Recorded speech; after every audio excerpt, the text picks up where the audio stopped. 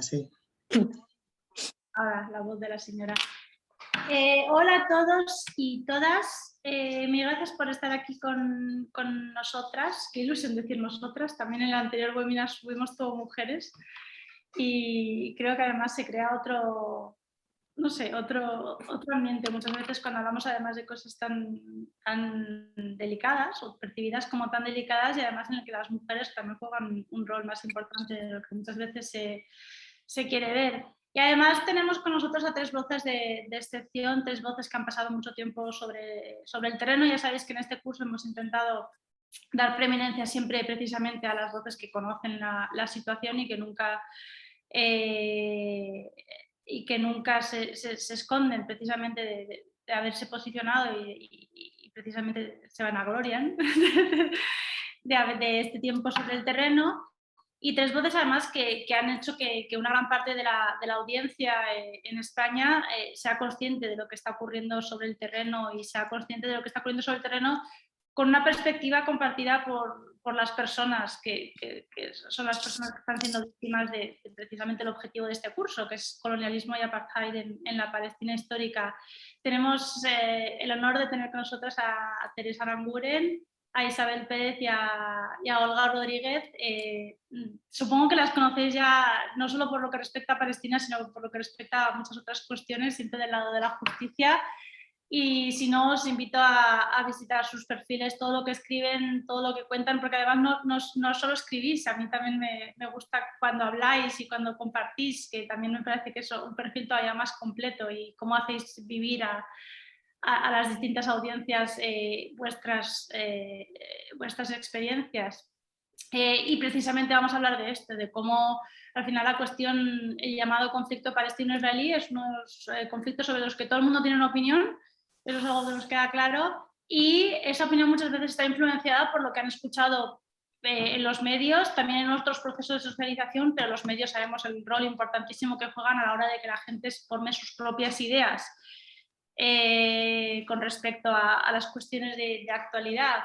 En el curso, ya para los estudiantes que seáis del curso, ya se os ha hablado muchas veces de esta idea de la narrativa hegemónica, pero creo que lo vamos a retomar porque creemos que también es el punto de partida para entender por qué se habla de distintas maneras, y a veces parece que se está hablando de cuestiones completamente distintas cuando se habla de algo que para nosotros parece muy claro, y además es algo que tiene unas continuidades considerables.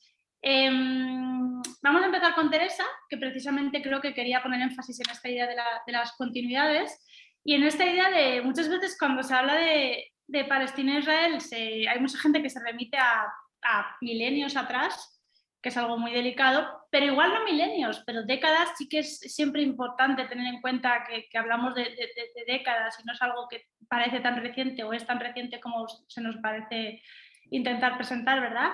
Teresa, mil gracias por estar con nosotros, al resto también, a Isabel y a Olga evidentemente también, y por favor, ¿quieres elaborar sobre o explicar más lo que he intentado explicar a mi manera? Sí, bueno, lo primero que estoy encantada de estar aquí y estar con Itxaso, Olga y Isabel, a las que admiro mucho también, a las tres, y se está muy a gusto entre gente a la que se admira. Tú has hablado de, yo voy a hablar básicamente, porque la verdad es que siempre lo hago porque me parece que es fundamental para entender no solo lo que pasó, sino lo que está pasando ahora, conocer bien el origen del conflicto. Este es un conflicto antiguo, pero no ancestral, para nada ancestral. Hay mucha gente que dice, es que eso se remonta a la profundidad de los siglos. No, ese es el discurso sionista, ese es el discurso bíblico que intenta establecer una línea de continuidad entre, no la historia, porque la Biblia no es historia, es mitología, como la Ilíada, eso. Puede tener unos ciertos recuerdos históricos, pero no es historia.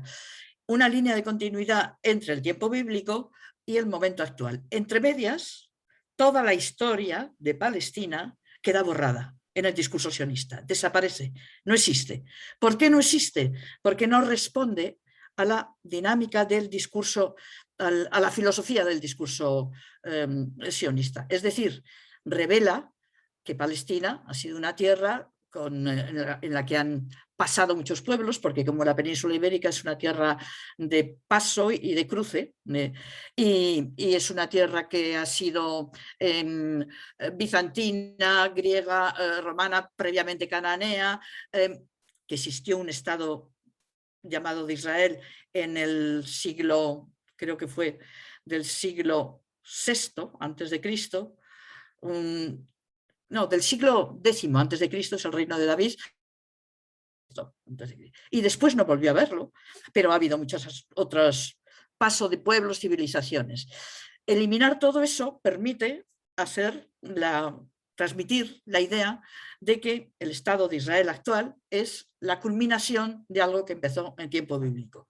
Esto tiene su importancia, primero porque es uno de los factores que ayuda a negar la existencia de Palestina, al negar la historia de Palestina, la realidad de Palestina.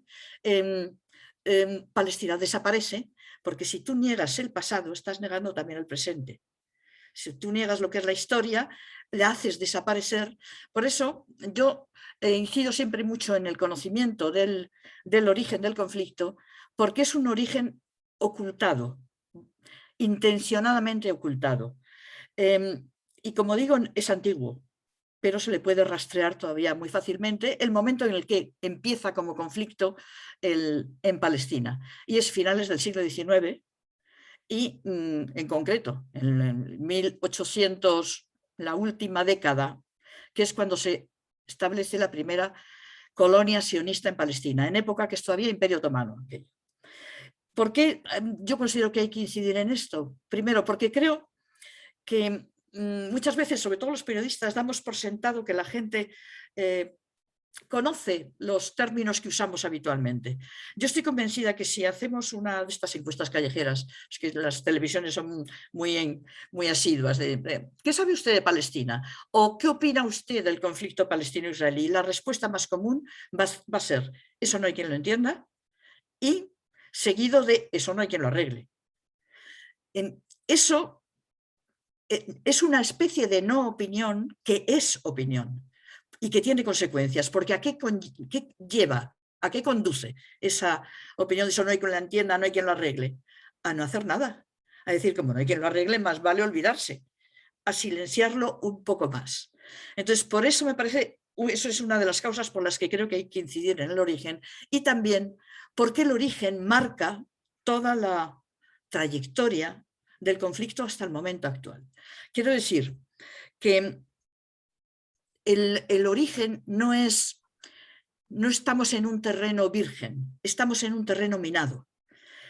Se ha creado una red elaborada con medias verdades, mentiras absolutas, ocultamientos, silencios, que impide ver con claridad lo que ocurrió, por qué estamos en este momento. Por ejemplo, porque hablamos de campos de refugiados. Muchísima gente oye en las noticias constantemente campos de refugiados, pero no creo que tengan una idea clara de por qué estamos hablando de refugiados palestinos o qué son los territorios ocupados. Entonces, es importante sentar las bases de este conocimiento. Entre otras cosas, como digo, porque está intencionadamente tapado. La historia reciente de Palestina, por fortuna, está muy documentada. Conocemos muy bien los datos desde el siglo XIX para acá.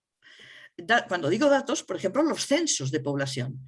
En la época del Imperio Otomano, porque los turcos, que eran un imperio que no tenía pretensiones de hacer hablar turco a sus súbditos, no tocaba las cuestiones culturales, eso no. ¿Qué es lo que le importaba al Imperio turco?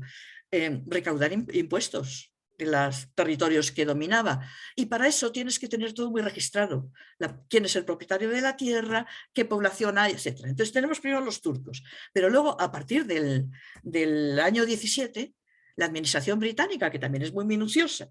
Entonces es muy importante, hay datos que a mí me parece que siempre hay que tenerlos presentes y comunicarlos. Por ejemplo, los censos de población de la administración británica en el año 22.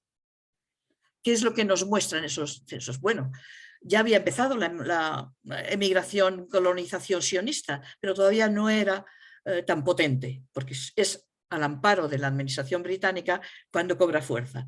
Pues ver los censos del año 22, en los que me parece que la población era en torno a 800.000 personas o cerca de 1 millón de personas, los habitantes de Palestina, y un 6% de esa población, 6,6 me parece, era judía. Pero ya en ese momento el proyecto sionista de crear un Estado judío en Palestina ya está en marcha. Y ese censo de población lo que nos está diciendo es que se establece un proyecto de crear un Estado judío sobre una población en la que más del 90% no son judíos, lo cual ya entramos en la raíz del conflicto. Conocer los censos de población y los registros de propiedad de la tierra del año 47, cuando se establece, Naciones Unidas establece la resolución de división de Palestina en 2 estados. En ese momento, y esto yo siempre es muy importante tener esos datos porque con ellos se desmonta elementos claves de la propaganda sionista. Una frase que yo he oído muchas veces y a veces en mesas redondas en las que estaba yo también, y lo decía alguien, es mentira que hubo una expulsión en masa de la población palestina. Se les compró la tierra.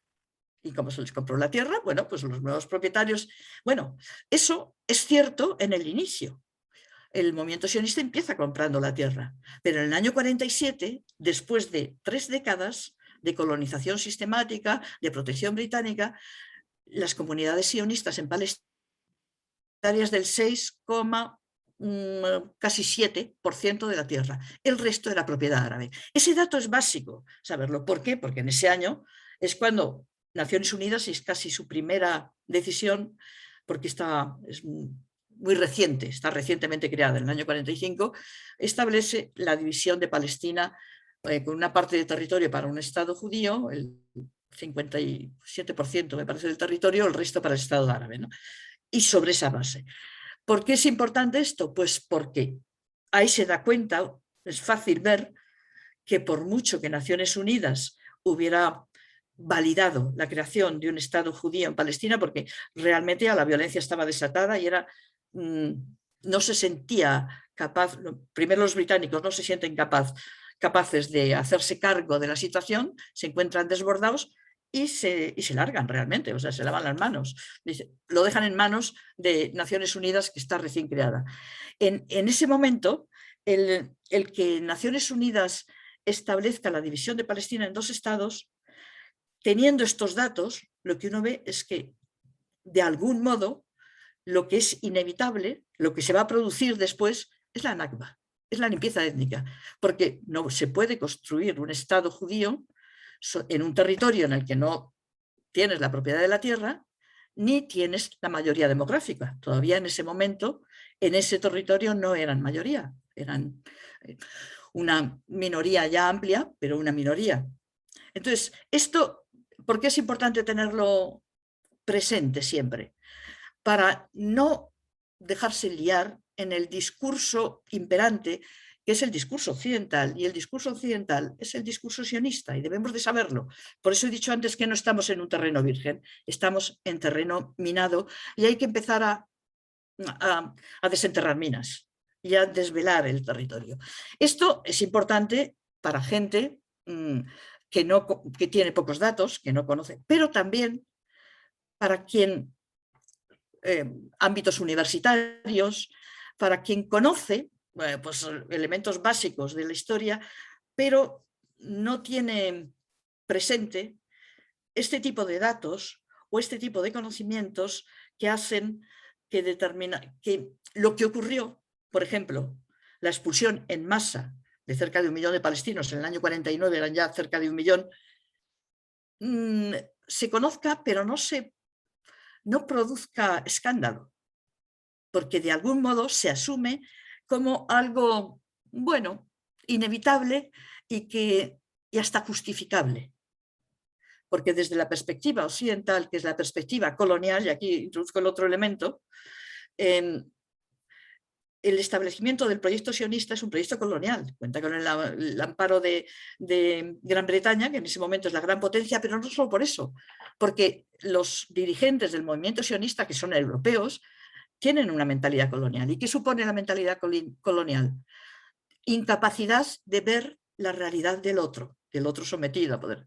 Entonces, aunque tenían había datos suficientes, elementos suficientes para saber que Palestina no era un espacio vacío, que había un pueblo en Palestina, entre otras cosas porque siempre ha habido mucho visitante, mucho peregrino a Palestina, peregrinos occidentales, por lo tanto había relatos de viajes, no era un territorio ignoto. Aunque estaba eso, aunque había unos vínculos bastante estrechos entre la burguesía palestina y el mundo inglés y francés, el mundo europeo, sin embargo, lo que quedaba de todo eso es, bien, Palestina está habitada, hay unos árabes, hay una población árabe, pero no importa, no nos importa.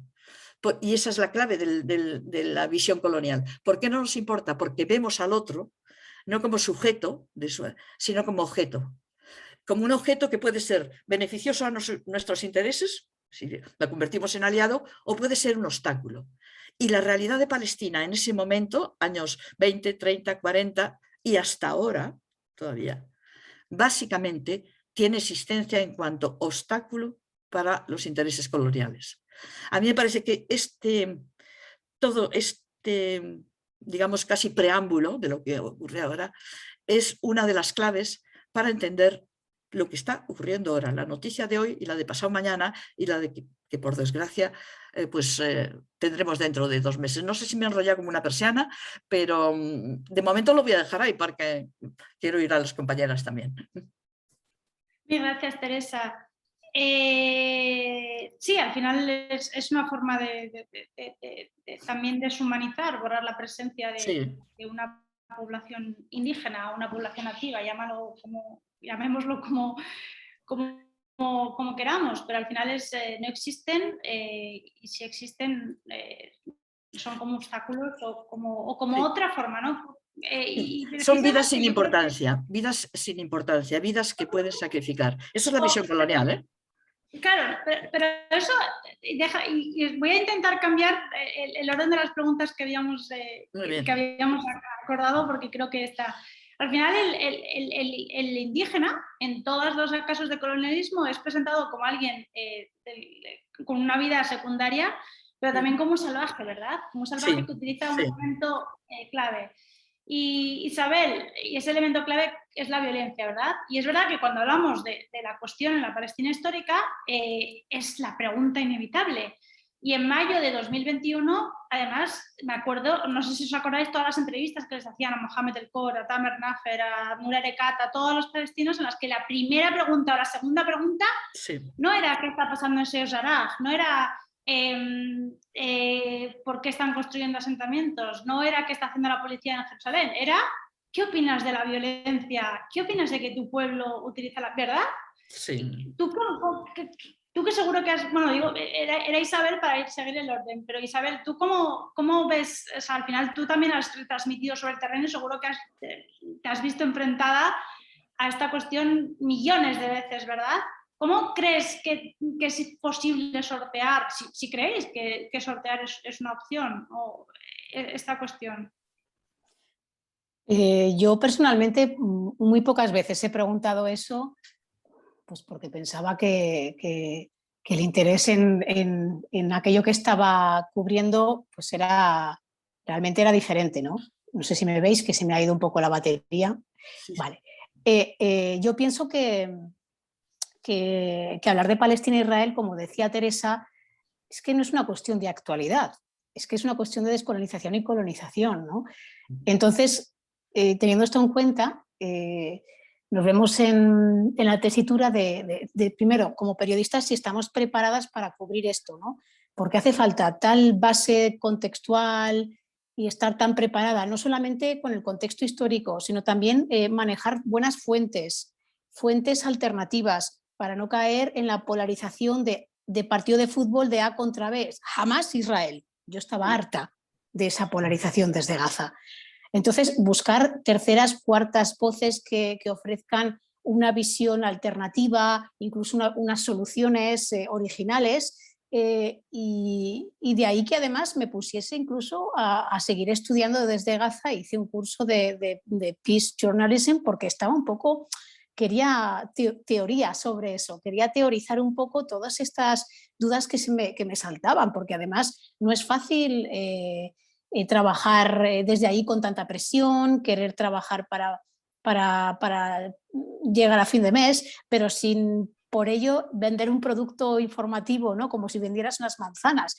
Entonces, claro, te quedas con el diario, que además yo recuerdo que al diario.es le ofrecí, o sea, el primer año no trabajé para el diario porque yo quería aprender, comprender. Trabajaba para Hispan TV, que es una televisión iraní cuya audiencia no es la Guardia Revolucionaria, sino que son personas de América, de Sudamérica, que aún tienen todavía más lejana ese contexto palestino.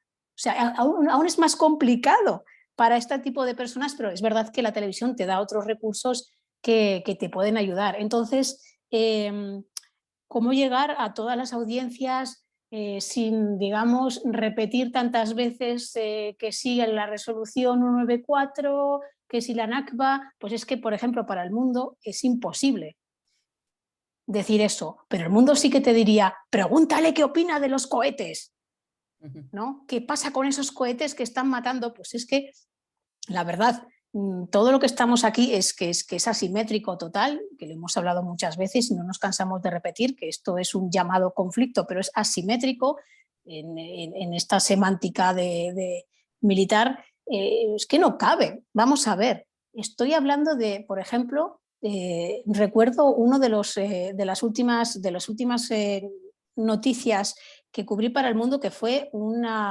bombardeo en un hogar, ni siquiera lo diría que es una casa, porque era una casa prefabricada, una familia que mató a la mujer embarazada y a una hija. Entonces, en ese momento yo lo propuse por la mañana porque lo leí en EFE y me olía un poco mal, ¿no? Todo, ¿cómo que se justifica que estaban al lado de un campo de entrenamiento militar? Allí no me lo creo, pero no me lo creía porque yo estaba viviendo en Gaza. O sea, es que eso es una ventaja, contar con corresponsales que están allí y que viven allí o que conocen o que han viajado en numerosas ocasiones. Eso es un plus, ¿no? Entonces, yo recuerdo que fui allí y lo que yo les vendía al mundo fue el titular: Israel bombardea la casa de una familia de Gaza matando, utilicé el verbo matar, a la madre embarazada y a la hija. Y lo publicaron tal cual, pero eso después de estar trabajando para el mundo 1 año y medio, ¿no? Y conseguir tener esa confianza en mí. Es muy complicado, porque además luego este tipo de noticias y titulares acarrean tropecientos comentarios de personas lectoras del mundo que están en desacuerdo porque son defensoras a ultranza de Israel. Y esto pues te provoca que el director de ese medio o la jefa de internacional diga, jo, es que voy a tener mucha presión para seguir contando contigo. Entonces tienes que conseguir un equilibrio. ¿Quieres que pregunte qué pasa con los cohetes? ¿Qué opinas? Pues lo pregunto. Oye, ¿tú qué opinas de los cohetes? ¿Y qué te van a decir de Gaza? Pues una parte te dirá, estamos hartos de cohetes o hartas porque los lanzan cerca de casa, porque es que es imposible no lanzarlo cerca de casa con semejante densidad de población. Otros te dirán, pues mira, me siento, igual que las chavalas estas que salieron, además sin velo, en mayo, unas chavalas que salieron hablando para un periodista, creo que era yanqui además, diciendo, les entrevistaba a las dos sentadas y decían las chicas cuya fachada no es la habitual de jóvenes de Gaza con velo, no, las chavalas modernas, ¿no? de una clase media alta, sin velo, y decían, pues yo me siento más segura sabiendo que alguien me está defendiendo, decían ellas, lanzando cohetes. Pues lo quieren saber, pues ahí tienen todas las variantes y todas las opiniones. Pero claro, como periodista que estás allí viendo esas injusticias por muchos lados, quieres contarlas bien y crear, digamos, un shock en la audiencia. Despierta, que esto no es actualidad, es que esto es un conflicto de colonización y descolonización.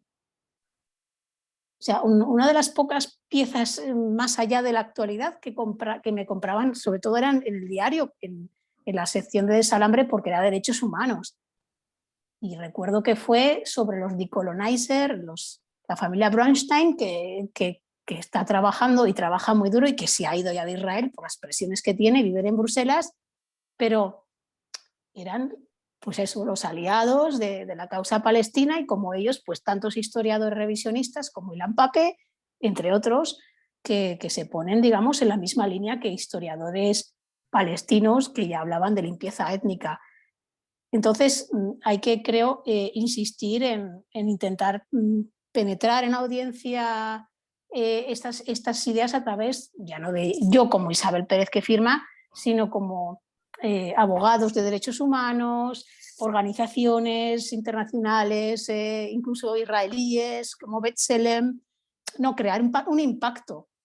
A mí no me crea un impacto lo que me dice Hamás en su comunicado oficial, ni el ejército de Israel en un comunicado oficial, que es que ambas partes ya sé lo que me van a decir antes de leerlo. Entonces, pues ¿para qué? Ir un poco, hay que ser muy original, pero para ello hay que contar con una base con conocimiento muy importante y moverte mucho y muy bien en esa zona. Y yo comprendo que compañeras y compañeros que van a esas zonas no la puedan tener porque no les dan tiempo de tenerlas. No sé si quieres. Luego desarrollamos. Es verdad que has utilizado la palabra equilibrio. Me gusta que no hayas utilizado la palabra compromiso, porque hablas con otros compañeros y quizás se ven obligados a utilizar la palabra compromiso, ¿verdad? Olga, en tu caso, seguro que te has enfrentado a cuestiones similares de las que han hablado, de las que han abordado Teresa e Isabel. ¿Querrías explicarnos un poco más sobre los retos y obstáculos que tú has identificado a la hora de hablar sobre la cuestión, sobre el contexto en la Palestina histórica, el conflicto palestino-israelí? Vamos a llamarlo, también sabéis que hay distintas maneras y en el curso también hemos utilizado distintas formas, porque también incluso esta denominación del contexto forma parte de la forma en la que ya transmites y es tu punto de partida a la hora de posicionarte incluso, ¿verdad? Sí. Bueno, yo siempre digo que este es una de las historias que merece la pena ir y verlo, porque aunque es cierto que evidentemente nada se entiende bien si no te quedas tiempo y vives allí y conoces y hablas con unos, con otros y contrastas, pero yo creo que yo he conocido a muchos corresponsales y también escritores y otro tipo de gente que ha ido, y el verlo impresiona bastante. Yo cada vez que voy descubro nuevos territorios ocupados, ¿no? O sea, el presente continuo que hay en la ocupación es muy impresionante cuando se ve, ¿no? Y si te tiras 6 meses o un año sin ir, regresas y de repente dices, anda, aquí también hay un nuevo asentamiento en Cisjordania, una nueva tierra ocupada, ¿no? Es algo que se produce en presente continuo. Y por lo tanto, gente que tiene determinados prejuicios o determinadas ideas hechas, cuando va allí y se queda durante un tiempo, pues evidentemente ve otras realidades que a lo mejor no había podido conocer a través de los periódicos que leía o de las televisiones que veía, ¿no? Y a mí esto me parece muy interesante. ¿Cómo informar, por decir y contestar al título del cómo informar? Bueno, yo con mucho rigor, evidentemente, como todo, pero aquí, si cabe, contrastando mucho más. O sea, si la ley periodística son 3 fuentes con las que contrastar, aquí con 6, ¿no? Aunque en la actualidad, lamentablemente, muy a menudo ya no se usa ni ese número ni el 3, bueno, pero yo creo que es necesario porque hay mucha propaganda lanzada, ¿no?, diariamente, y por lo tanto hay que tener mucho más cuidado. Creo que también es importante leerse todas las resoluciones de Naciones Unidas sobre Palestina, conocer la legislación internacional, la Declaración Universal de los Derechos Humanos, en fin, cosas que nos pueden sonar muy básicas, pero que evidentemente aquí son muy útiles siempre, ¿no? Y luego yo creo que es importante, y tirando el hilo también que ya han mencionado las compañeras, algo muy básico y muy de perogrullo, pero que a la hora de informar creo que hay que tenerlo muy en cuenta, ¿no? Evitar estereotipos y prejuicios. A día de hoy hay gente que no sabe que hay palestinos cristianos. Esta idea estigmatizada, ¿no?, de el palestino barbudo fundamentalista musulmán y la mujer sumisa, no hay nada más alejado de la realidad, ¿no? Y evidentemente hay, para empezar, una variedad en esa sociedad como en cualquier otra, ¿no? Y hay pues, personas palestinas de todo tipo. Muchas son musulmanas, algunas son cristianas, otras son ateas, y por supuesto lo que quieren y lo que buscan en su día a día la gente de a pie es poder tener una vida medianamente digna, ¿no? Lo cual, siendo palestina o palestino, es bastante difícil, muy a menudo, ¿no? Porque la vida es muy complicada. Y para una persona adolescente que viva en Cisjordania, pues tener que ir al instituto, pues a lo mejor implica tenerse que levantar a las 5 de la mañana y cruzar los dedos para que ese día en el checkpoint le dejen pasar, ¿no? Y luego evitar esa deshumanización, ¿no? ¿Y cómo se evita la deshumanización? Pues estando en los sitios. O sea, para poder informar hay que estar, y en un lugar así mucho más, ¿no? Evitando también el reduccionismo. Esto no es un enfrentamiento religioso, estamos hablando de una ocupación y de un apartheid, como así lo han definido pues, este año organizaciones de prestigio como Human Rights Watch o la Organización Israelí de Derechos Humanos B'Tselem, antes mencionada. Y luego hay algo que creo que es importante luchar contra ello, ¿no? Que es la uniformidad de la información.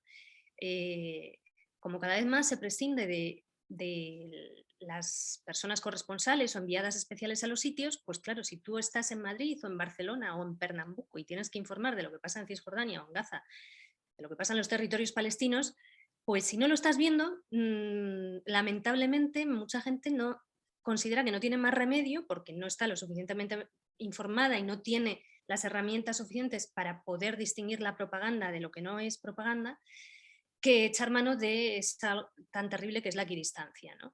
Entonces, uno dice que aquí se ha producido un crimen de guerra, ha habido 7 muertos, mujeres y niños, o 50 o 70. Otro dice que no, que ha sido una respuesta, Israel dice que ha sido una respuesta y que todos eran terroristas. Fin de la historia. O sea, ¿dónde está la realidad aquí? Bueno, hay que estar presente en los sitios para ser testigo de, como hemos sido nosotras, yo creo, de algunos de esos crímenes en determinados momentos, ¿no? Y para tener claro qué es lo que ha ocurrido, para poder informar con ese rigor que mencionaba antes. Y luego creo que es importante también decidir dónde se pone el foco. Yo recuerdo que hace muchos años estaba en Jerusalén y fue cuando entró en coma Ariel Sharon, por aquel entonces primer ministro israelí, y estaban a punto de celebrarse nuevas elecciones y va el tío y entra en coma. Bueno, pues es que vinieron medios de comunicación de todo el mundo para cubrir eso, que no pasaba nada. Entonces estábamos durante días, yo por entonces trabajaba en la tele, durante días en hileras, que parecía una comedia, ¿no? O sea, en hileras todos, hombro con hombro, los corresponsales subidos a nuestras cajitas, enfrente de las teles, y cada 2x3 teníamos que entrar en directo para contar lo mismo una y otra vez. Ariel Sharon solo mueve el dedo índice de la mano derecha. Y así día tras día, a un cuarto de hora de nosotras, se estaban produciendo nuevas ocupaciones. El ejército israelí había entrado en algunas localidades, había derribado casas de familias palestinas, pero eso no era considerado cubrible a nivel informativo por demasiados medios de comunicación. Por lo tanto, bueno, pues claro, era algo absolutamente ridículo, ¿no? La noticia estaba a un cuarto de hora de nosotros, en realidad. Esa era la verdadera noticia. Si hubiera habido los 600 focos que había a las puertas del Hospital Hadassah de Jerusalén a un cuarto de hora en la periferia de Ramallah, pues probablemente a lo mejor la sensibilidad a nivel internacional habría sido otra, ¿no? Por eso es muy importante que se celebren este tipo de seminarios, ¿no? Para poder abordar cómo se informa de estas cosas, ¿no? Por ir terminando, ¿qué ocurre? Se hablaba antes de que no es un conflicto simétrico. Entre otras cosas, no hay que olvidarlo, porque uno de los bandos no es un Estado, ¿no? Uno es un Estado, el otro no dispone ni de Estado ni de ejército, y esa asimetría, las cifras de muertos y de heridos en todas estas décadas hablan por sí solas, ¿no? Entonces estamos ante una historia que es una historia de una ocupación ilegal por parte de Israel y de unas políticas discriminatorias que de facto suponen un apartheid contra la población palestina. En todo esto, ¿qué vocabulario se utiliza? Mencionabas. Bueno, claro, pues muchas veces, muy a menudo, Israel dice, Israel responde, hemos respondido, ¿no? Y los medios de comunicación lo repiten. Israel ha respondido, pero ¿cómo que Israel responde? ¿Realmente es una respuesta? ¿En qué casos es una respuesta? Unos mueren y otros son asesinados, esto también lo vemos mucho en los medios, ¿no? Todo es terrorismo. Cuando en el último bombardeo contra Gaza, el New York Times sacó en la portada las fotografías de todos los niños asesinados en esos bombardeos, que la mayoría que todos eran palestinos, no sé si eran 50, 60, 70, ya no lo recuerdo, y había 2 israelíes. Hubo como un gran ataque en las redes sociales contra el New York Times, porque mostraba la foto de las personas asesinadas. Y entonces eso era antisemita, ¿no? Entonces, todo esto, esta propaganda diaria, estas presiones diarias, junto con la política de hechos consumados de Israel, es decir, Israel van un grupo de colonos a ocupar un territorio palestino. Tras ellos va el ejército israelí para protegerlos. Construyen unas casas. ¿Es ilegal? Da igual, ya está. Es el inicio de un nuevo asentamiento. Hechos consumados. Ese asentamiento sigue creciendo y creciendo, creciendo, creciendo. Uy, ya es muy grande, ¿cómo vamos a derribarlo? ¿No? Esta es la política de hechos consumados de Israel que aplica diariamente, ¿no? Los asesinatos extrajudiciales están ya normalizados. O sea, es otra de las prácticas habituales a través de las cuales, pues se normaliza y se dice que es una gran democracia, una democracia que en vez de sentar a la gente en un tribunal y juzgarla, decide que es normal lanzar proyectiles para matarlos y provocar con ello también lo que llaman daños colaterales, que es pues, matanzas de población civil, ¿no? Entonces, es el intento de desacreditar a las víctimas como culpables de algún propósito oculto, ¿no? Todos son terroristas potenciales, e incluso como potenciales verdugos. Termino simplemente con una serie de datos que me he apuntado aquí, ¿no? Por ejemplo, según datos de Naciones Unidas, desde 2008 hasta 2020 hay 5.590 palestinos muertos por ataques israelíes y 115.000 heridos. En el mismo periodo hubo 251 muertos israelíes por ataques palestinos y 5.600 heridos. Entre 2000 y 2014 el 87% de los muertos fueron palestinos y el 13% israelíes. Estas políticas de exclusión y de discriminación que implican en el día a día, que yo creo que cada vez faltan más este tipo de reportajes, ¿no? ¿Cómo es el día a día de la gente palestina? Israel imita sus movimientos, lleva a cabo arrestos arbitrarios durante mucho tiempo, aplicó la llamada ley de detención administrativa, ¿no? Que, como sabéis, permite mantener encarceladas a personas sin cargos ni juicio hasta al menos 2 años, les impide salir de su localidad, les obliga a esperar horas para hacerlo en los checkpoints, les niega servicios fundamentales, les prohíbe construir viviendas y de hecho destruye algunas de sus casas con la excusa de que no cuentan con permisos de construcción que se les deniegan de manera sistemática. Si alguien mata a un israelí, es el propio Estado israelí el que se encarga de la venganza, derribando la casa de la familia del presunto culpable, torturándole a él, a sus amigos o familiares, o impulsando una ofensiva militar en su barrio o en otro barrio, ¿no? En fin, esto no es algo muy acorde con la actuación de un Estado democrático, ¿no? Este tipo de políticas de venganza a través del Estado. Y ahora sí que termino, simplemente hablabais antes de lo que creo que era Isa, ¿no? De Hamás. Yo creo que hay un dato que es interesante que tener en cuenta, ¿no? La ocupación israelí comenzó hace muchísimas décadas y cuando comenzó la ocupación israelí Hamás no existía. El Estado israelí se crea en 1948. Desde entonces hasta la creación de Hamás transcurren 39 años. Durante ese periodo varios grupos palestinos protagonizaron resistencia palestina, ¿no? Todos ellos de carácter laico. Hamás fue fundada en 1987 al calor de la primera intifada palestina.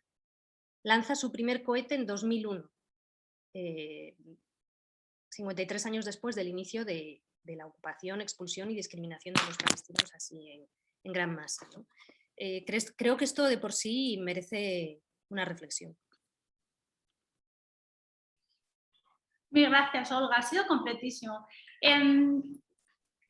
haceros dos preguntas en particular. Bueno, la primera va a ser si creéis que a lo largo de estos últimos años, esto ha sido lo que me han dicho algunos amigos míos periodistas, pero también algunos palestinos mantienen, si a lo largo de estos últimos años los periodistas o la gente que está sobre el terreno y que, como tú dices, es capaz de transmitir o de hablar sobre estas experiencias diarias, pero también sobre la situación en su conjunto, ha ido cambiando, algo a lo que han podido contribuir quizás también los informes de los que hablabas y algunas denominaciones.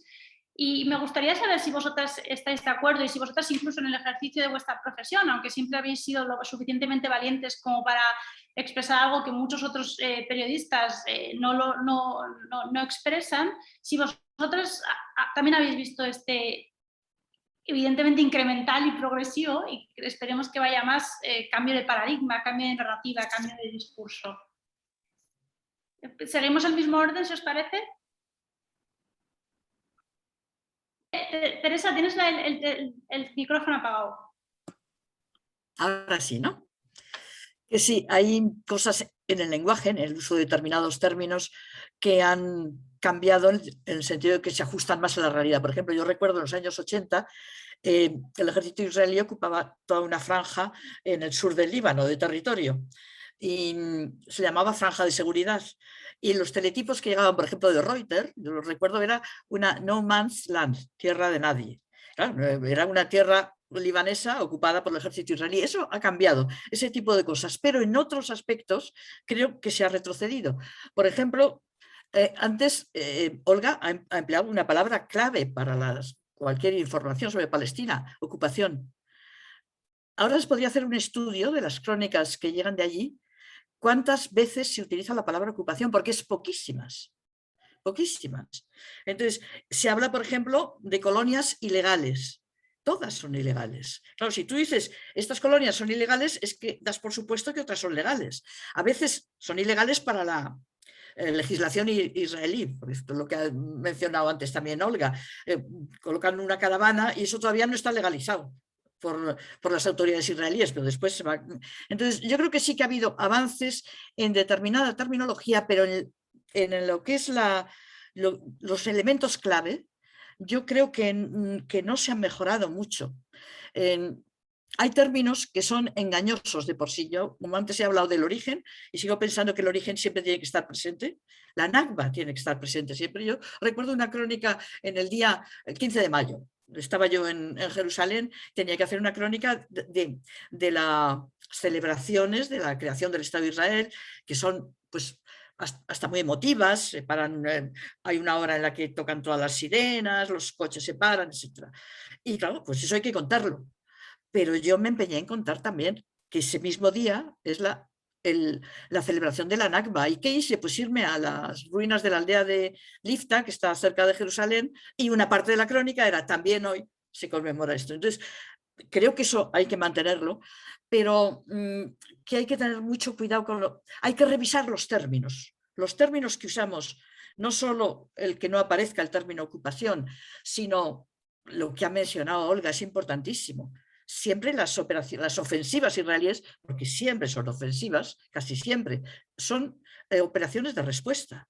Y claro, uno puede seguir la cronología, a ver, esto es el cohete que lanzó Hamas fue tal día. 2 días antes hubo una incursión del ejército israelí que secuestró, yo me acuerdo uno que era así, a un padre y a su hijo, y bueno, que no te vale de nada eso, porque tendrías que remontarte ¿a cuándo? A la Nakba. Mira, si hablamos así, tenemos que ir hacia atrás hasta la Nakba, hasta el año 48.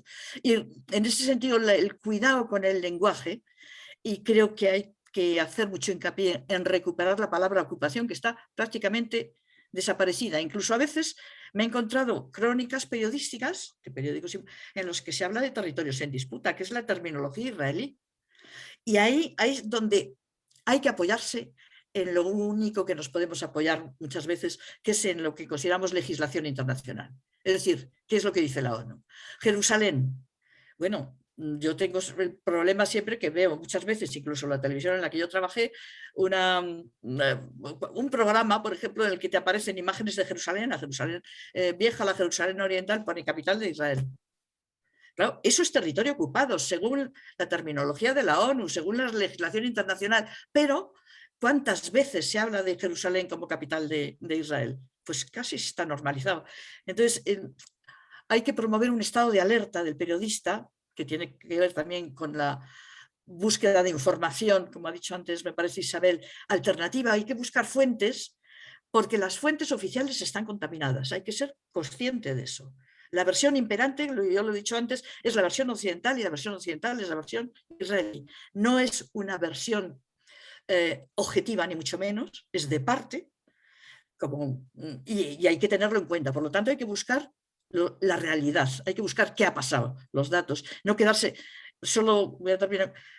Hay, en esto de la equidistancia, que se ha mencionado aquí, hay la idea de que, bueno, uno es objetivo si da la versión de unos y la versión de otros. No, la realidad no es cuestión de versiones, porque hay versiones que se elaboran para tapar la realidad, como es el caso de la propaganda israelí. Y además, esas versiones muchas veces son mucho más poderosas que los datos de la realidad. Entonces, el esfuerzo del periodista y de la importancia de los periodistas sobre el terreno, del que haya corresponsal. Bueno, os daréis cuenta que yo no digo el periodista y la periodista porque yo tengo una posición un poco crítica con eso. Bueno, que yo no lo uso, quiero decir, para que no penséis que me estoy olvidando de las mujeres. Es que yo uso el genérico de toda la vida. Entonces, yo creo que hay que hacer hincapié en recoger los datos sobre el terreno, y para eso los medios tienen que invertir en corresponsales, en enviados especiales, en gente preparada que esté sobre el terreno, que cada vez hay menos. O sea, cada vez se usa menos la figura del periodista que va y que está en el territorio. Gracias, Teresa. Tengo que decir, ahora paso, Isabel, pero tengo que decir que en esta intifada de la unidad, y de abril a mayo, o de abril a junio de 2021, todos conocemos los acontecimientos, hay palestinos que dicen que ellos creen que la narrativa ha podido cambiar, o que ellos han sido más protagonistas porque por culpa de la COVID, o como consecuencia de la COVID, había muchos menos periodistas internacionales sobre el terreno. Así que no me queda claro, igual Isabel tiene algo que decir al respecto, si siempre la presencia de periodistas internacionales, quiero ser controvertida porque me parece que esto hace más interesante quizás el debate, pero si siempre la presencia de periodistas internacionales ayuda a que las audiencias... Yo en términos generales creo que sí. Porque finalmente el periodista, incluso aunque venga sea muy pro-sionista o muy pro-israelí, la realidad la termina viendo. Entonces yo siempre creo que es más positivo que haya testigos, periodistas testigos de lo que ocurre, y a lo mejor eso que dices es que hay que preguntarse es dónde llegaba la información durante la pandemia. A lo mejor esos palestinos lo que pasa es que era la información que llegaba entre ellos, pero no creo que aquí a los medios europeos, bueno... Creo que sí, no, que pero, es mejor pero yo creo que lo que estás hablando, por ejemplo, durante ese periodo de tiempo, a mí me parecía estupendo que han salido voces desde Sheikh Jarrah y de hecho con un eco, vamos, que ha traspasado fronteras y que ha conseguido lo que muchos corresponsales no lo han hecho. Pero yo creo que es diferente. O sea, que un corresponsal hace un tratamiento de diferente modo, y estos son, pues eso, no quiero llamarlo víctimas, pero son gente palestina y están en Sheikh Jarrah y están usando las redes sociales. O sea, tenemos que acostumbrarnos también a eso, incluso como fuente informativa, que incluso para conocer que puedes ir allí y entrevistarlas, ¿no? Es una nueva fuente que gracias a redes sociales la tienes. También es verdad que ha cambiado un poco a favor de tener esos datos de Naciones Unidas, los datos de la OCHA, están continuamente cada semana con esos reportes, no solamente la OCHA, otras organizaciones palestinas de derechos humanos, semanalmente tienes tu informe, ¿no?, de PCHR, entonces tienes ahí todos esos datos que necesitamos, y eso sí que se está trabajando mucho. Y que, bueno, pues antaño quizás igual sería más complicado, porque, bueno, todo esto depende también de financiación, etcétera. Yo soy más pesimista, en el sentido en que yo creo que siempre llegamos un poco más tarde a la estrategia israelí. Son gente muy inteligente, ¿eh? Y, bueno, y tienen una chutzpah, tienen una chulería que les hace ser intocables. Mirad con lo que está pasando con el tema de Pegasus, de la red de espionaje. Ostras, 180 periodistas espiadas. ¿Ha pasado algo? No, no va a pasar nada. ¿Biden va a hacer algo? No, ya lo ha dicho que no. O sea que llegamos un poco tarde y en eso tengo ese pesimismo, ¿no? Es verdad que también las personas israelíes están respondiendo y eso es a nuestro favor. Y judías de Estados Unidos. Yo recuerdo en 2014, cuando hubo una ventana humanitaria, fuimos a Husá, que estaba siendo machacada, y estaban todavía por ahí los cuerpos, etc. Pasó un señor y me contó, mira, justamente donde estás tú, había una familia y un abuelo, pues el último en escapar corriendo hacia las ambulancias, que éramos Cruz Roja ni había aparecido. Le dispararon, la acribillaron, pero no lo mataron, cuidado, no lo mataron, lo dispararon, lo dejaron ahí tirado y luego llegaron con una excavadora y le tiraron encima escombros para rematarlo ya del todo. Yo estaba escuchándole y digo, hostia. Pero no lo conté en ese momento porque digo, ¿cómo contrasto esto, tío? ¿Con quién hablo? Pues llamo a PCHR, pues es que esto es un follón, ahora no podemos estar con... Pero es que esto es esto es muy heavy. Es que esto demuestra que no es el ejército con más moral del mundo ni nada por el estilo.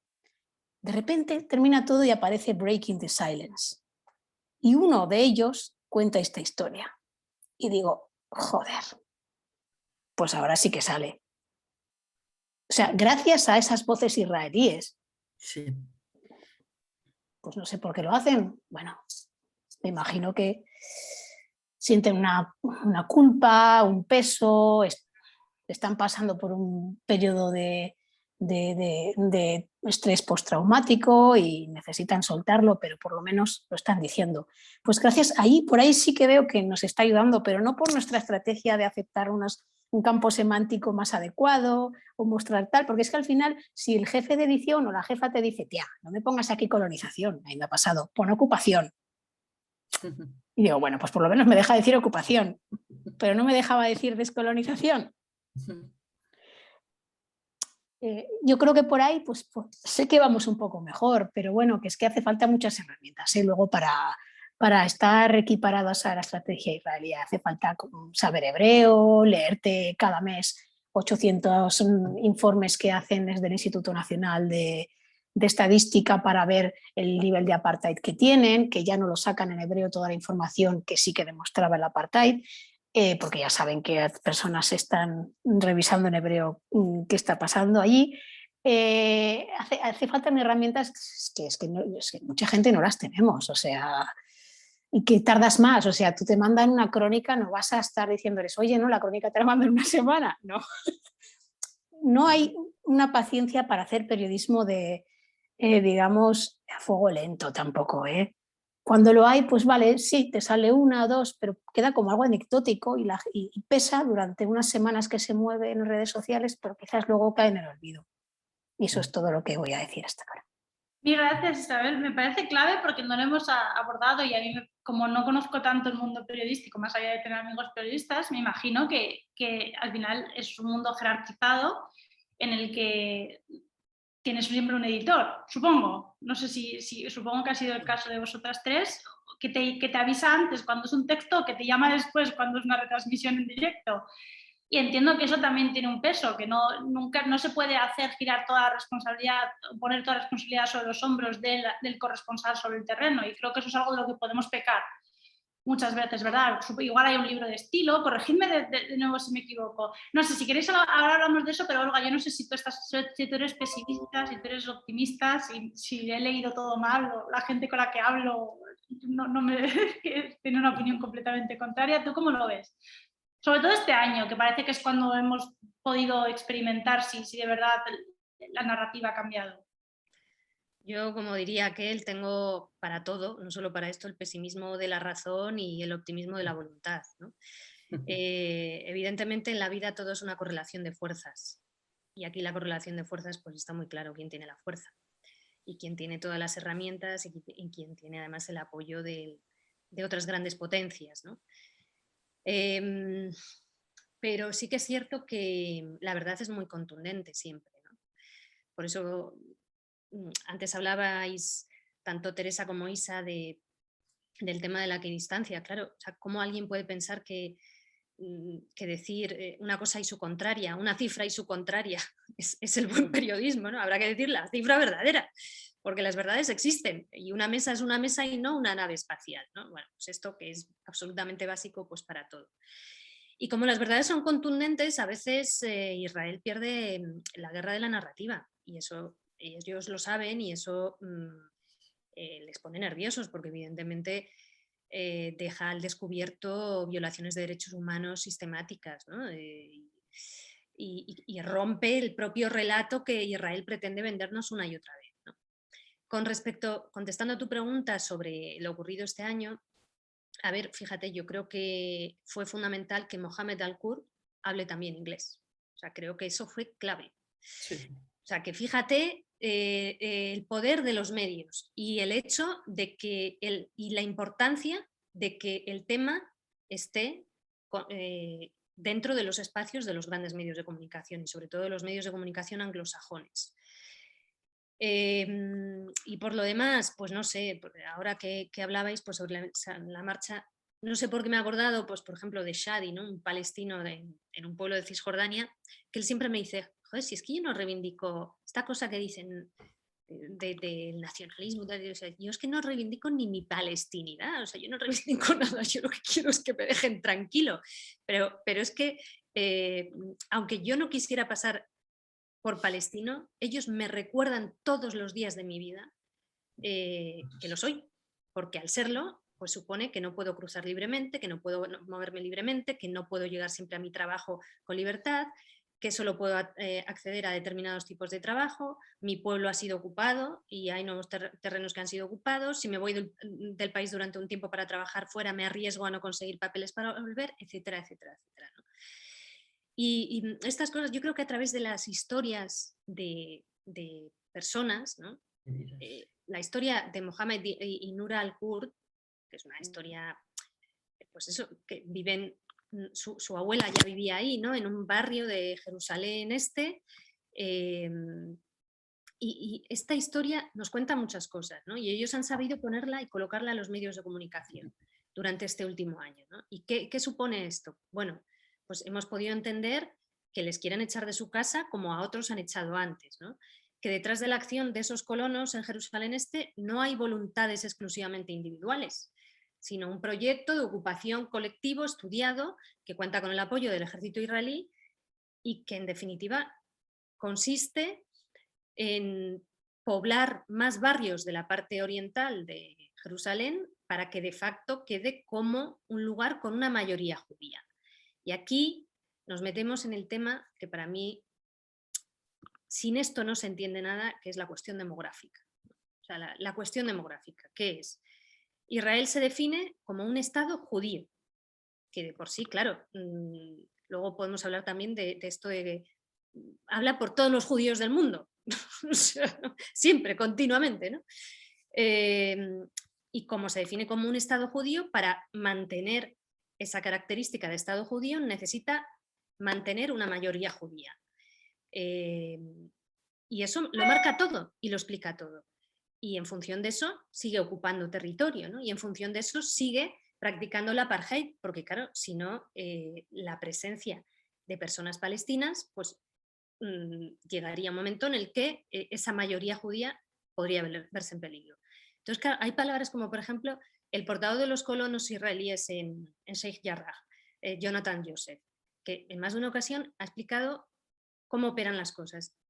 Y leo el entrecomillado de él, ¿no?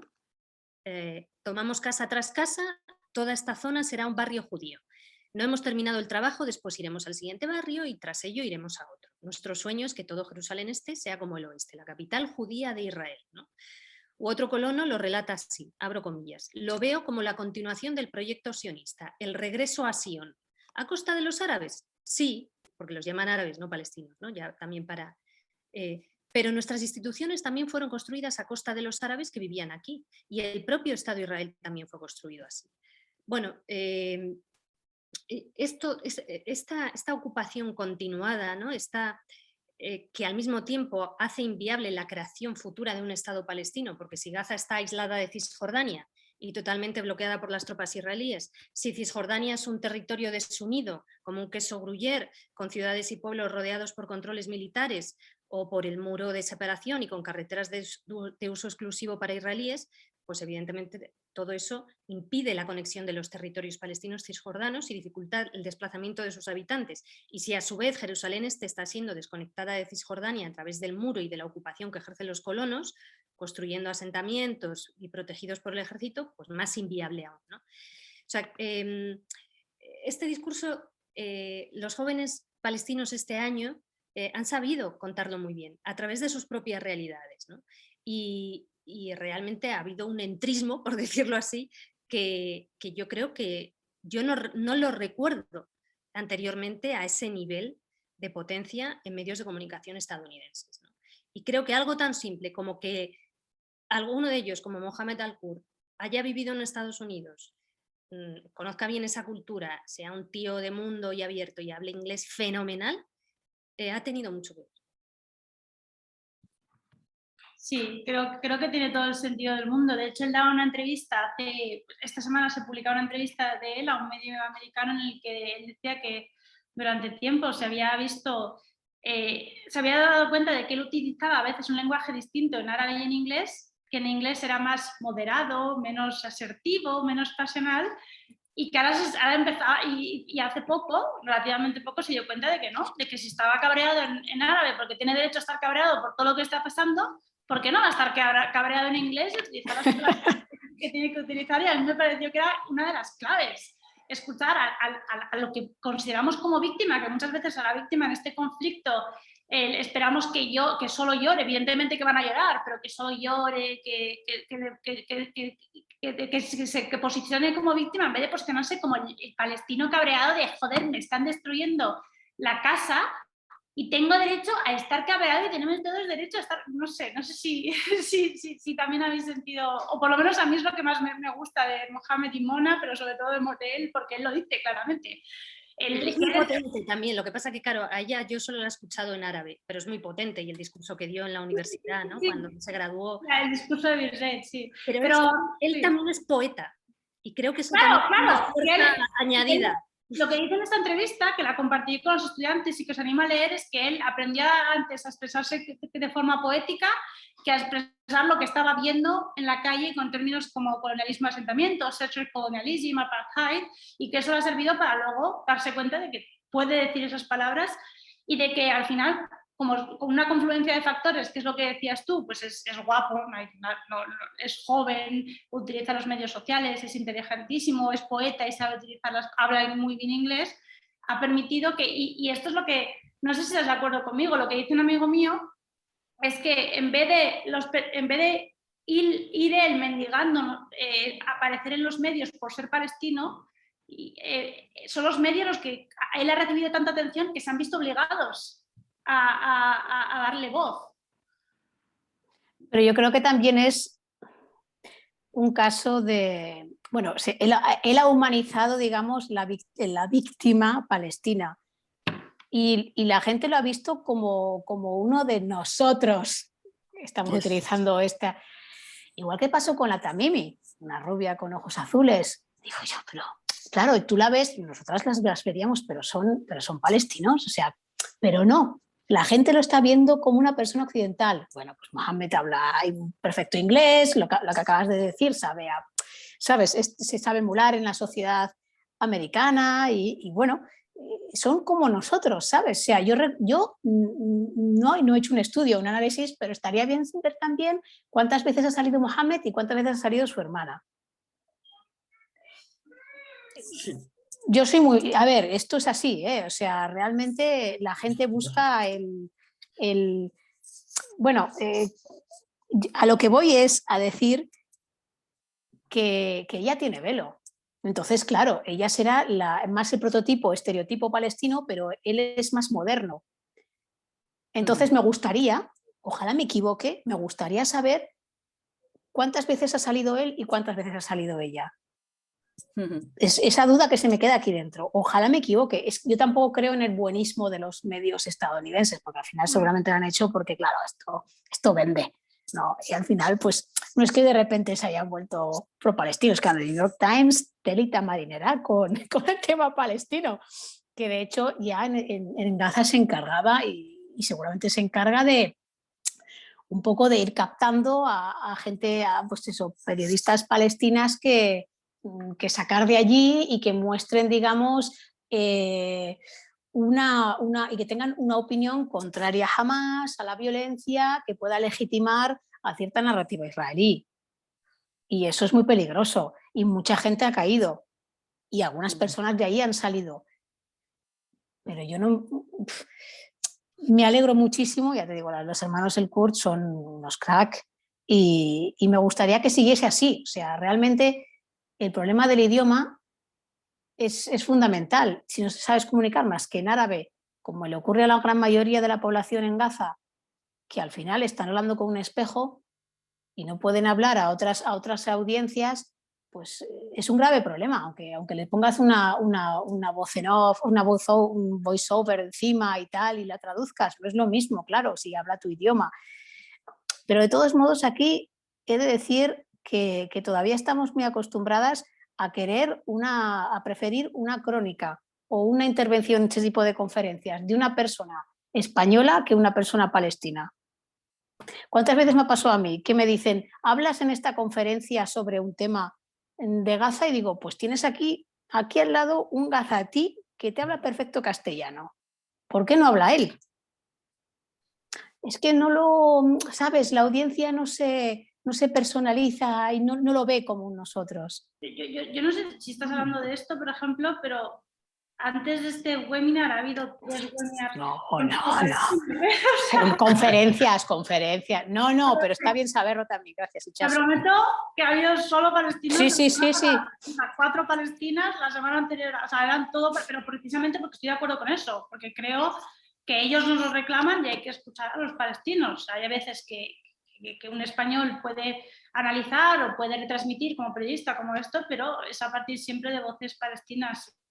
Pero a mí me gustaría preguntaros, tengo ganas, evidentemente los estudiantes de audiencia pueden preguntar en cuanto, si queréis preguntar de viva voz lo hacéis, si queréis preguntar por el chat lo hacéis, sentiros completamente libres, no seáis tímidos, no vais a tener esta oportunidad de tener estas tres genias juntas en la vida, que, bueno, no sé, ojalá sí, pero...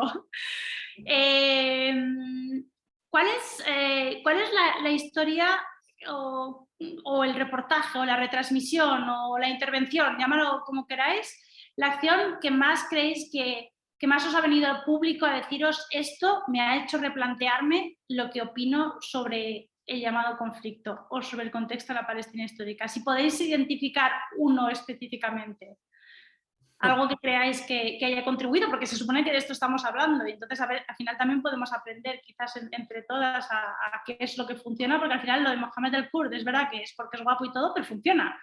Entonces, cuando funciona algo, aunque sea la visión pragmática, hay que replicarlo. Yo no sé si tengo esta puesta así. No sé. A mí me dijeron una vez, uno de los elogios que más me han gustado, del libro que yo escribí, Palestina, el hilo de la memoria, una mujer me dijo, después de leerlo, ya entiendo mucho mejor las noticias de cada día. Y para mí eso fue el mejor elogio que se me puede hacer.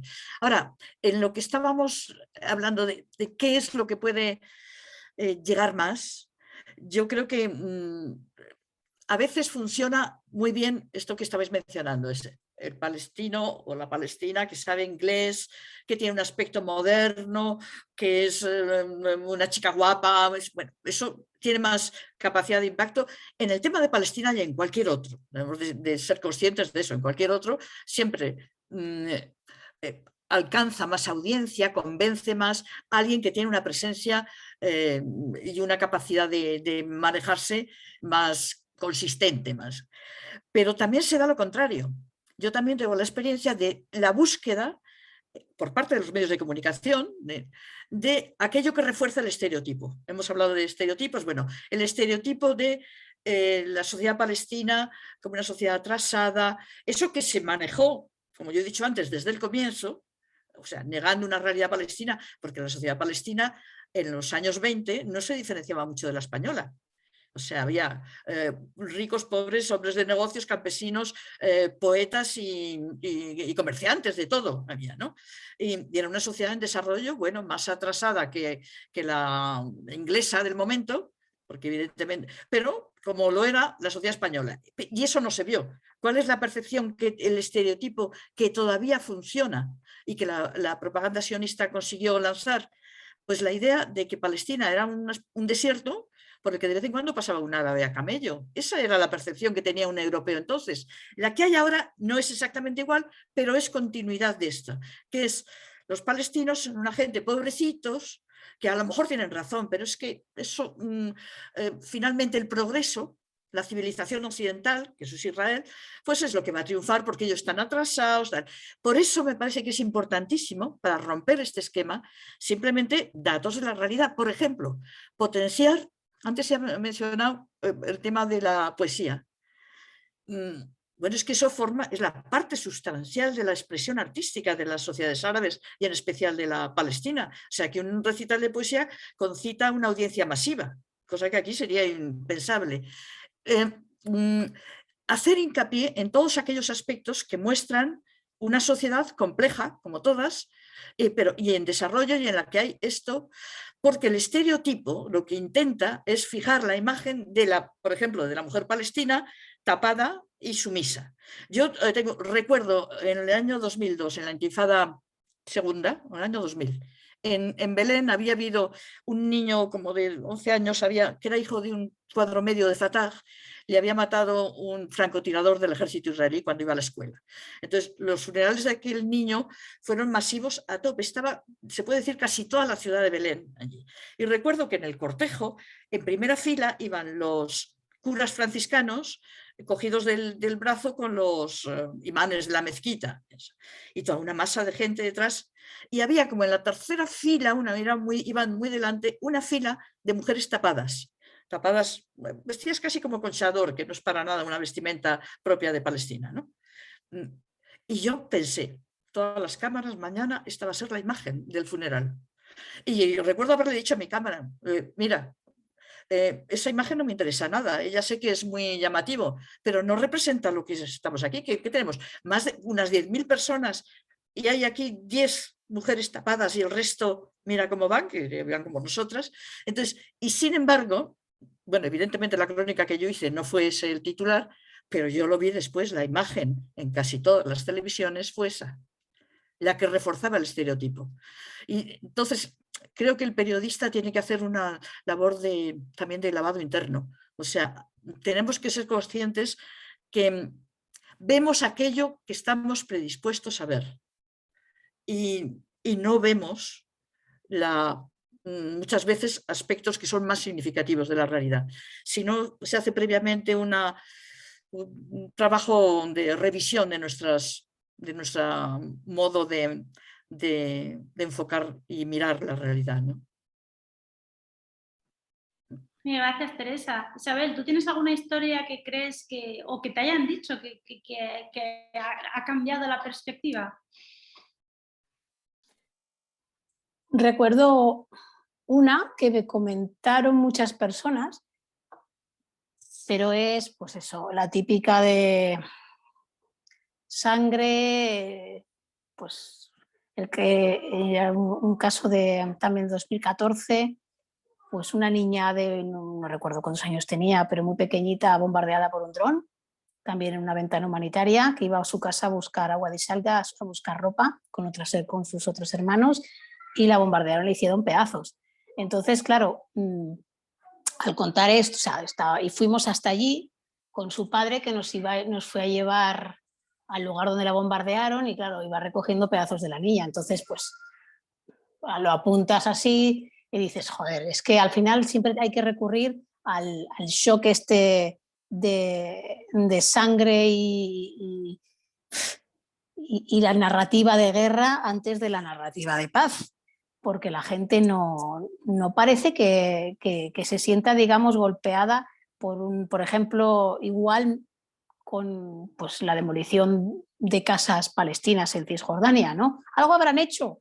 Algunas personas me dicen también a veces en ciertas ocasiones o con prisioneros y tal, algo habrán hecho, les están derribando la casa, bueno, pues algo habrán hecho, ¿no? Pero cuando es un niño, una niña, una personita pequeña y es tan tajante el crimen de guerra, pues sí que les impacta más, sobre todo, pues eso, en esta ocasión fue esa historia, pero como digo, que es que siempre al final es ese tipo de historias con ese tipo de digamos, de enfoque la que la gente le golpea más, lo cual también es normal, a mí me golpeó muchísimo también. Y gracias, Isabel. Olga, ¿tú tienes alguna? Pues mira, yo recuerdo durante la segunda intifada para la radio, cuando estaba en varias ciudades asediadas en Cisjordania, ahí más de una vez, claro, eran historias muy tremendas, porque estaba asediado todo, ¿no? Arafat estaba en la Mucata, ahí rodeado de... Pues esa cobertura a mí me la ha recordado bastante gente, ¿no? Esa época. Luego, posteriormente, en la tele hubo una vez que en diciembre, que creo que era porque Naciones Unidas había dicho que iba a garantizar la apertura de Gaza, bueno, una de estas cosas que no llegó a ningún sitio, pero la cuestión es que decidimos ir a Gaza con Iñaki Gabilón. Y ahí yo tuve la oportunidad de hacer varios reportajes de tele que permitían además contextualizar bastante una realidad. O sea, no estábamos como otras veces bajo un bombardeo, pero sin embargo, bueno, pues pudimos dar voz a familias y aquello también, todavía hay gente que me lo recuerda. Pero luego también sí que me pasa como a Teresa, en El hombre mojado no teme la lluvia, que dedico 2 amplios capítulos a este tema, ahí hay historias que yo además tuve la necesidad de escribirlas también porque a través de ellas yo entendí muchas cosas, ¿no? Esta cosa de, yo siempre lanzo este verso de Lorca que decía, detrás de una gota de sangre de pato hay, bueno, se me ha olvidado, no, debajo de las multiplicaciones hay una gota de sangre de pato, detrás de las divisiones hay una gota de sangre de marinero. Bueno, ¿qué quería decir? Pues que detrás de los números, de los porcentajes, de las estadísticas, hay historias y personas con nombres y apellidos. Y a través de esas personas y de esas historias, si yo misma como periodista y como testigo he podido entender mucho mejor esta realidad, pues pienso que también otra gente podrá serle útil, ¿no? Y al mismo tiempo, bueno, son historias tan apasionantes que incluso desde el punto de vista narrativo, más allá de lo que puedan enseñar, pues también son vivencias que yo creo que son interesantes y a través de ellas, bueno, yo pues me alegra que haya gente que le haya servido para entender mejor las cosas o que le haya servido para interesarse. No sé, ¿me habías preguntado algo más? Que me he despistado. No, y perdón que a mí me han interrumpido. Teresa. Bueno, por terminar, me tenía aquí apuntada otra historia, bueno, nada. Sí.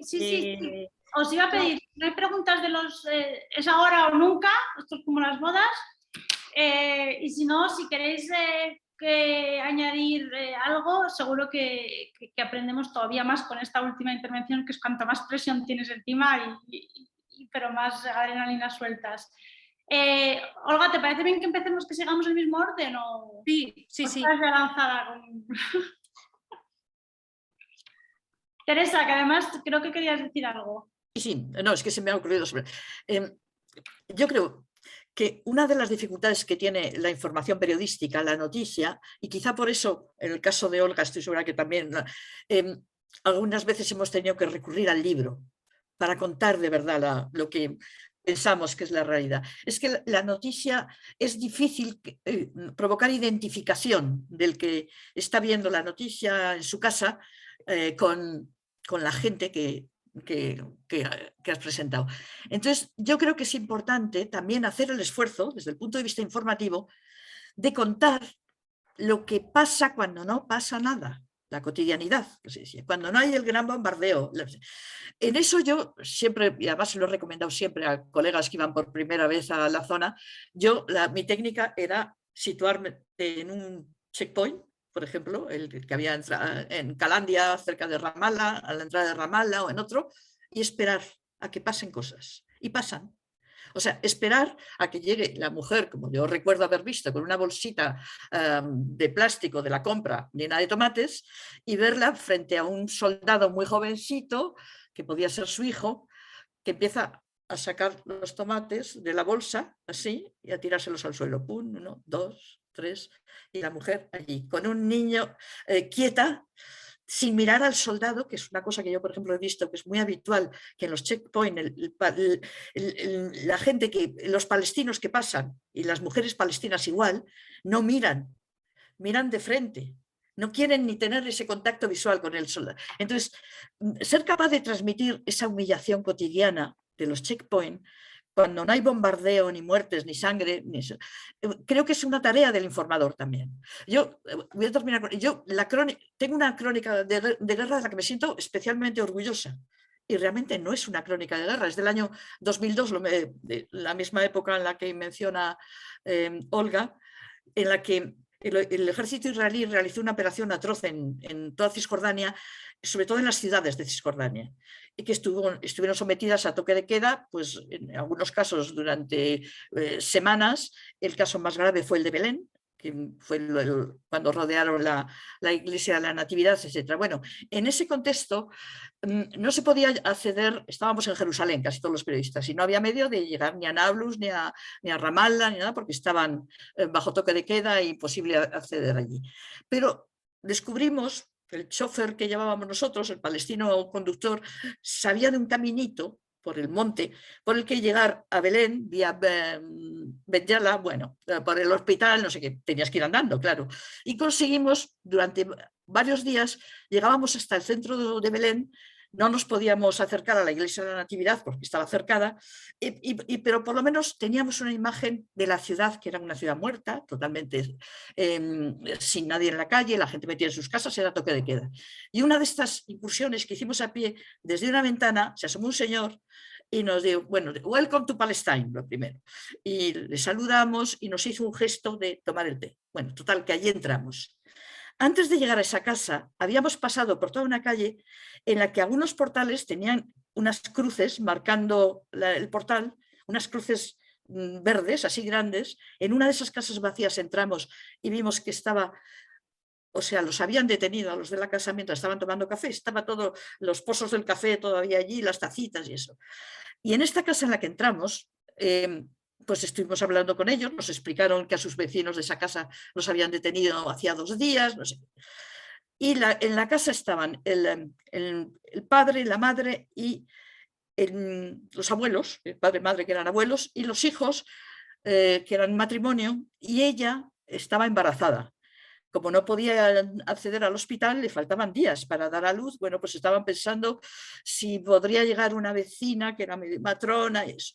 El caso es que en esa crónica, la chica embarazada se llamaba Marian, el marido se llamaba Yusef, y estábamos en Belén, María, José, esperando un niño en Belén. O sea, era todo simbólico. Y el abuelo era músico y tocaba el laúd. Y la crónica terminaba, no pasaba nada más que hablar con uno, con otro, no sé si podremos ir al hospital, tocándonos a nosotros, claro que éramos los españoles, Suspiros de España. A mí esa crónica de verdad que me encanta, y sé que tuvo impacto, pero dices, ¿dónde está la guerra ahí? Bueno, pues no está presente, está detrás como una sombra, pero están las vidas de la gente. Y hay, a mí me parece que es siempre importante, siempre debemos intentar transmitir vidas, ¿no? Vidas, porque toda vida palestina refleja el drama de toda la comunidad, en todas, en cualquier individuo, en cualquier vida encuentras todo. Eso, bueno, pues eso es, para mí, cuando me preguntan por mi crónica preferida, siempre digo esa. Yo no tengo ninguna preferida. No, preferidas no, pero... No, pero bueno. Porque, ¿sabéis lo que me pasa también? No sé si os ha pasado a vosotras. Pero yo a veces, en algunas conferencias, charlas que me han invitado, he ido a hacer búsquedas de artículos míos escritos y no recordaba que los hubiese escrito. Me quedo, ¿esto he escrito yo? Madre mía. O sea, así se queda la cabeza. Pero sí que también hablando de las vidas, una de las cosas más complicadas que tuve es escribir para El Mundo una noticia que propuse yo sobre un prisionero palestino. ¿Cómo humanizas a un prisionero palestino? Tela. No hablamos de un niño bombardeado, una mujer embarazada, no, hablas de un tal. Entonces, claro, yo les propuse el tema, aceptaron y les escribí una noticia, porque claro, al final yo no es que haya sido ni soy la mejor de las periodistas ni las más valientes, lo único que yo creo que he tenido es, y tengo buenas fuentes, pero por lo demás yo no destaco en nada. Entonces, claro, yo podía hablar con compañeros de cárcel de este hombre por teléfono.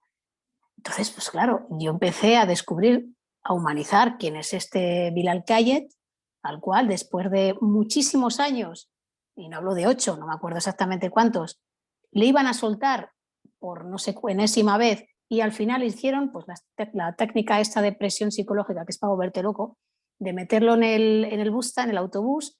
Él pensaba que se iba al checkpoint para ser libre y lo metían otra vez en otra cárcel después de X años. Entonces, claro, me recuerdo que el editor me escribió y me dice: ostras, Isabel, es una de las mejores historias que he leído narradas en mi vida.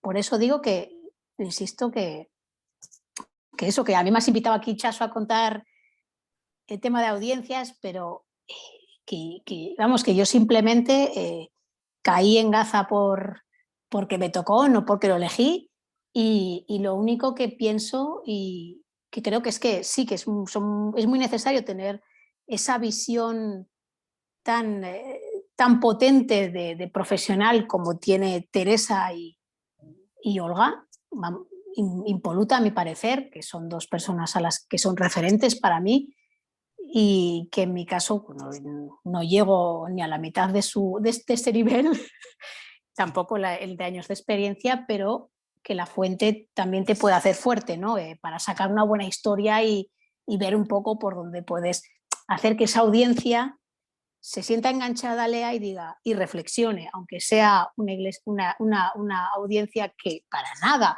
diría, se sentiría humanizada o un sentimiento cualquiera positivo con un prisionero palestino. Eso es lo que les quería contar.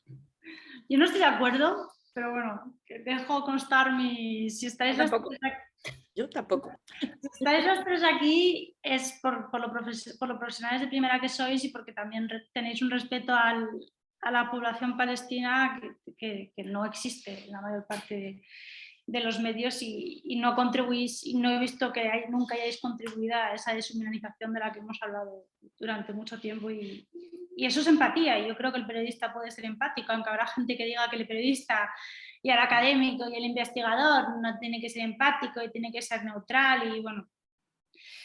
Olga, sí que quería decir algo. Si luego queréis añadir algo para nuestros estudiantes o para nuestra audiencia, estamos encantados, pero vamos a intentar cerrar, que yo no tengo niños, pero imagino que los que tenéis niños todavía tenéis unas ganas de cerrar. Pues ahora que estabais hablando vosotras, me he acordado de más historias, claro. Por ejemplo, una vez en Nablus, que estaba intentando acceder a Nablus y me retuvieron, llevaba como 4 horas ahí muerta del asco en el checkpoint y de repente llegó una de esas ambulancias que llegaba con una mujer embarazada y también la retuvieron. Entonces ahí fue una gran historia. Esto era para la radio, lo que pasa que envié fotos, ya era una época en la que, o sea, todavía no es que estuviéramos ahí con internet, pero bueno, ya enviabas fotos y a lo mejor 5 horas después las podían colgar, en fin, esto, ¿no? Y esa historia sí que tuvo mucha repercusión, porque claro, bueno, algo tan concreto, pero a través de ellos se entendía mucho. Y luego hay una historia que es la de Fátima, que es la madre de uno de los que estaba, lo que comentaba Teresa, ¿no? Dentro de la mezquita, durante el asedio en Belén, pues de la estaba iglesia. De la iglesia, de la Natividad en Belén, pues uno de los palestinos que estaban, yo contacté con su madre, la conocía ya de antes a esta familia y luego, bueno, pues posteriormente, y el seguimiento de cómo vivía esta madre todo y cómo lo vivió después, porque cuando él finalmente sale, él, bueno, lo deportan, ¿no?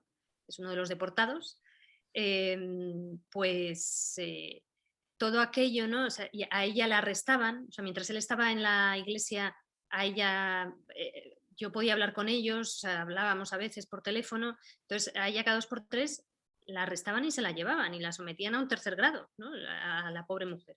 Y toda esa historia luego a posteriori, ya para la tele, pues eso, bueno, yo creo que sirvió también, ¿no? Y él, no sé si era él u otro, no recuerdo ahora, pero a mí una vez me dijo una cosa, no con la voluntad de justificar la violencia, ni muchísimo menos, pero me decía, claro, es que lo que Israel nos ha enseñado, o sea, lo que Israel nos está comunicando una y otra vez, es que lo que nos han quitado por la fuerza, no hay ninguna vía para recuperarlo. O sea, la única vía sería que nosotros tuviéramos más fuerza, ¿no? Bueno, y luego cuando hablabais cuando hablábamos antes del tema de la poesía y escuchando a Teresa, recuerdo una vez que estas son cosas que también, y yo hice un reportaje de eso, ¿no? Bueno, pues que son cosas que pueden parecer menores, pero claro, ¿qué es la sociedad palestina? Es eso, ¿no? Pues un viernes o sábado en Ramallah, en otra época en la que todavía había más vida por la noche, ¿no? En un bar, gente recitando poesía, que quedaba para recitar poesía, ¿no? Y para hablar también, y luego hablaban de filosofía y lo que era, y lo que era esto, ¿no? Luego, claro, hubo años muy difíciles y aquello, bueno, yo no he vuelto a ver ese ambiente a ese nivel, ¿no? Como lo veía cuando pasaba grandes temporadas allí en otra época, ¿no? Luego, como que tantos castigos, ¿no? Militares, como que ves que la sociedad poco a poco está cansada, ¿no? Está desgajada, bueno. Pero bueno, esa noche a mí me parece muy, o sea, lo que significa, lo que simboliza una noche como esas, como tantas noches de estas, ¿no? También hubo, por supuesto, hubo música, de repente uno sacó el laúd. Bueno, pues esto también es Palestina, ¿no? Y es la sociedad palestina. Entonces, claro, cuando te piden desde aquí, pues quiero que me consigas, yo recuerdo una vez tuve un editor que estaba obsesionado con que yo lo que consiguiera un palestino que empuñara las armas, que fuera de Hamás y no sé qué. Que además piensan que eso es muy difícil, ¿no? Bueno, pues nada, si tienes contactos, pues vale, pues sí, ya llamo, no sé qué, fui, le entrevisté al tío, era uno de estos, ¿cómo se llama? No me acuerdo ahora. El de la barba teñida de henna, bueno, no me acuerdo ahora, un líder de Hamás, que luego estuvo en la cárcel mucho tiempo. Sí. Bueno, pues no sé, o sea, a mí me parece que a través de esa historia yo, en realidad, pues este señor me estaba contando ahí sus cosas y la propaganda suya del momento y ya está, ¿no? O sea, no hay, yo creo que siempre a través, visibilizando la sociedad civil, ¿no? Y visibilizando lo que le pasa a la gente, es como mejor puedes explicar qué pasa en un sitio. Lo que decía Teresa de los checkpoints, ¿qué ocurre? Que desde hace tiempo ya cada vez es más difícil que te permitan filmar los checkpoints. O sea, antes sí que podíamos mostrarlo, pero claro, se han dado cuenta de que es retransmitir en vivo y en directo una tortura sistemática, diaria, normalizada y sistematizada, ¿no? Porque es tremendo lo que pasa en los checkpoints día a día, ¿no? Lo ha explicado Teresa muy bien, me ha gustado mucho cómo lo has explicado, Teresa. Y nada más. Mil gracias. Yo creo que a no ser que tengáis últimas palabras es frase final. Sujeto y predicado, sin subordinadas. Ya, me lo han hecho de la universidad, me voy a quedar a dormir en la universidad, tampoco eso quiere nadie. Si no, me venís a rescatar, pero...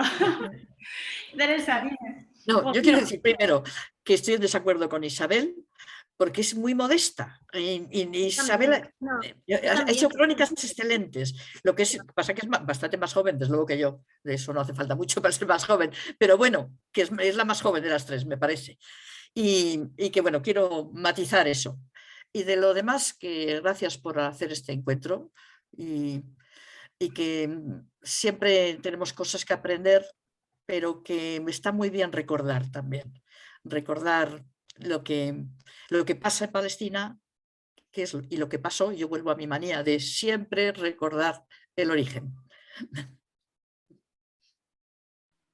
Isa, tienes que incluir algo además de halagos. Tienes que incluir algo además. La única verdad aquí es que soy la más joven. Y aquí termino. Yo digo lo Muchas que gracias. es absolutamente innecesario eso que dijiste y además que no es verdad. O sea, que para No nada. es innecesario, o sea, realmente no. Bueno. Hay que dejar las cosas claras. Pero muchas gracias. Y gracias, Itxaso, de verdad. Un beso a las 4 a todos los que estáis conectados. Un honor, es siempre un honor estar con vosotras y ojalá pronto en Palestina, en Zaragoza, en Madrid, en donde sea y de verdad es un lujo y de verdad que en España tenemos mucha suerte de tener a profesionales como vosotras, porque si no creo que toda esa idea de que España es pro-Palestina que no sabemos si es verdad y eso lo podemos dejar para otro seminario. No, esa gente que se supone que es pro-Palestina no tendría la información que tiene si no es gracias a vosotras y de verdad que... Lo que hay que hacer es además pro-verdad. O sea, Eso es. Es que es tan contundente que... Y siguiendo el hilo que decía Teresa, o sea, los inicios para entender de dónde viene y cómo empezó todo, eso es fundamental. Y en ese sentido creo que habéis hecho otro seminario sobre ese asunto, pero yo creo que es muy interesante y hay que tener muy en cuenta pues esa legislación que Israel crea en su momento para poder garantizar bueno, para expulsar primero y para garantizar la ocupación después, ¿no? Y también para garantizarse esa cuestión demográfica de la que hablábamos antes. Sí, ¿cómo toda esa información, junto con ese contexto del que hemos hablado a través de historias de personas que viven día a día esa realidad, yo creo que son buenos ingredientes para poder hacer el puzzle y empezar a entender. Y quien luego vea esto, porque sé que lo grabáis para que luego lo vea alumnado, quien pueda y tenga la oportunidad, que vaya y que lo vea. Sí, estamos alineados, creo que eso es la verdad universal. Un viaje a Hebrón te cambia 3 horas en Hebrón, Gaza es más difícil ir, te cambia la perspectiva para el resto de tu vida, creo. De nuevo, mil gracias a los estudiantes, gracias a Mundubat y hasta muy pronto. Y a ti, Calafia. Oye, y a ti, Kumela. Salama. Salamat.